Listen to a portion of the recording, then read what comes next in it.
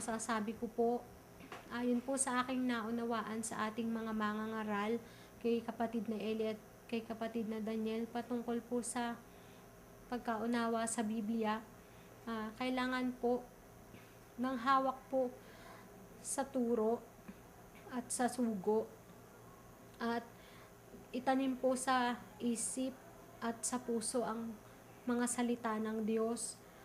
Bumalik po sa saway ng Diyos para po matuto. Magpakamangmang din po para po matuto, at humiwalay po sa masama at kumilala po sa nagtuturo. Gayon din po,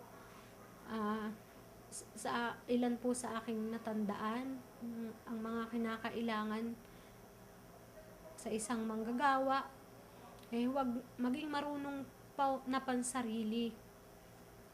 Tandaan po na mayroong magliligaw, at masama po yung maging Panginoon, dahil ang manggagawa po ay alipin at hindi po Panginoon. Kailangan din po bilang isang manggagawa, marunong pong kaming ibigay ang karapatan sa iba at kumilala po sa namiminuno sa amin. Gayon din po, mayroong kani-kanyang kaloob na sinasabi po sa Biblia. Kailangan din po na ang manggagawa ay hindi hukom. Huwag pong gumamit ng salitang hindi po nauunawaan. Dapat magkaroon ng pag-iisip na tulad sa Panginoong Hesukristo. May mga batas din pong natutunan kami sa ating mga mangaral ayon sa Biblia sa pagiging isang manggagawa. Kailangan pong gamitin ng matuwid ang salita. Mag-ingat po sa sarili at sa turo. Hindi po dapat maging magaspang sa pagsasalita. Dapat wala pong kinikilingan. Kailangan pong tapat upang mapagkatiwalaan. Dapat pong maging subok sa Diyos. Magtiis para sa kapakanan ng iba. Manangan sa tapat na salita ayon sa turo. Magtakwil ng may maling pananampalataya pagkatapos ng una at ikalawang pagsaway. Maging uliran sa lahat ng mga bagay.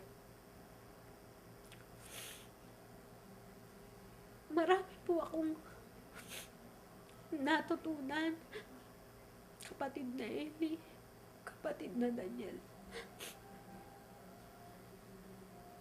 Alam ko po sa sarili ko, marami po akong pagkukulang bilang manggagawa. Patawarin niyo po ako, at sana patawarin po ako ng Diyos sa mga pagkukulang ko. May mga pagkakataon po kapag sakay ako sa jeep, nagbibiyahe po ako, tumasagi sa isip ko yung mga bagay na itinuturo nyo. Umaamin po ako. Hindi po ako masyadong matandain sa sitas. Ang baon-baon ko po sa puso ko, pagdidestino na po ako. Yung mga natututunan ko pong tagubilin po ninyo sa amin palagi. Umaamin din po ako. May pagkakataon, pag dumadating po yung mga problema sa buhay ko bilang isang ina, nakakaramdam po ako ng panghihina. Minsan po,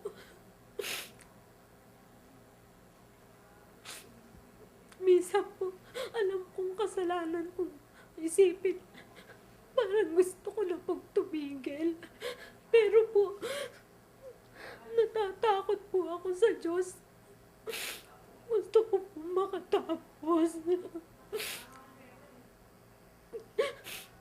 Gusto ko po makatapos. Alam ko po, hindi ko naman po kayang mag-isa. Nangahawak lang po ako sa salita ng Diyos na itinuturo niyo sa amin, na kaya po kami nakakagawa dahil po sa awa po ng Diyos sa amin. Masyado po kasi akong malilimutin. Hindi ko po alam kung may basihan po sa siyensya, dahil yun po simula nung 3 beses po kasi akong nagkaroon ng major operation. Humina po talaga yung memorya ko, pero alam ko din po hindi naman po ako pababayaan ng Panginoon. Gusto ko po makatulong.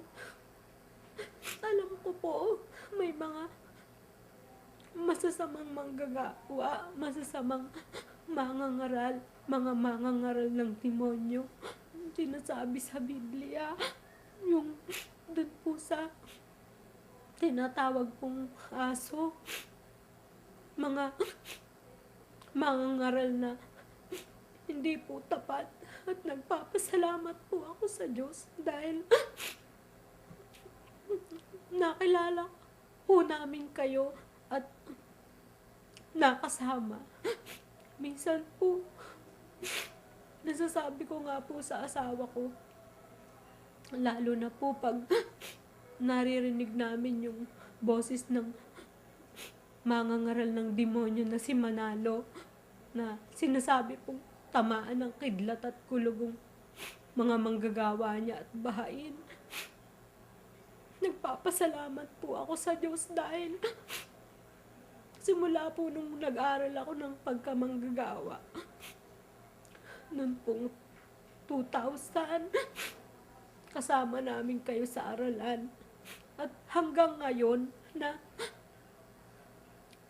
kasama po namin kayo, kahit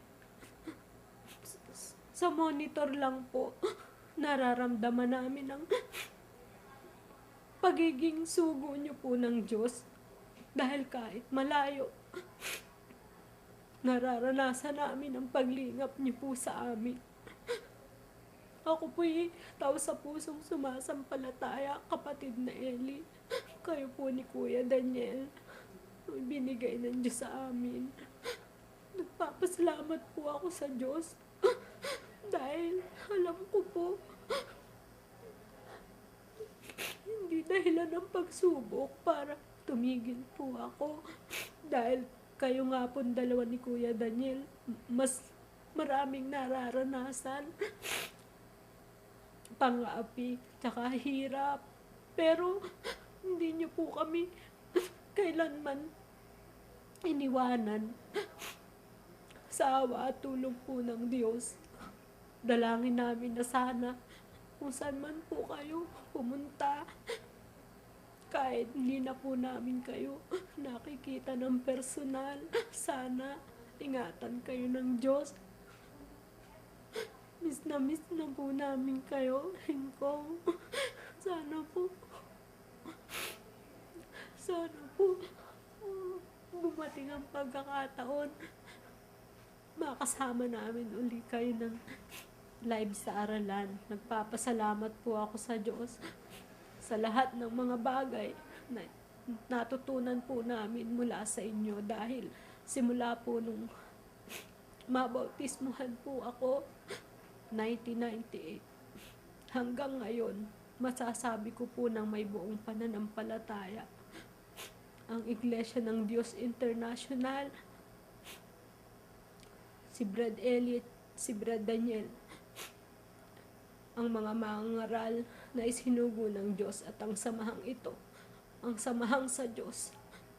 Sana po samahan tayong lahat ng Panginoong Diyos. Maraming salamat po sa Diyos.